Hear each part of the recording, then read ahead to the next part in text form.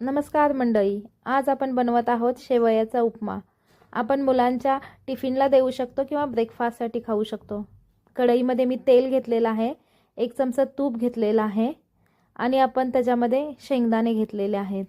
शेंगदाणे चांगले खरपूस भाजून झाले की आपण त्याच्यामध्ये फोडणी टाकू।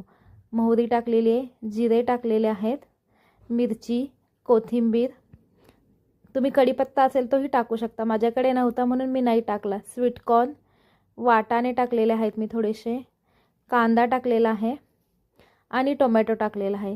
तुम्ही तुमच्या आवडीच्या भाज्याही यामध्ये वापरू शकता। हळद घातलेली आहे आणि मी मॅगी मसाला यूज केलेला आहे, त्याने टेस्ट खूप चांगली येते।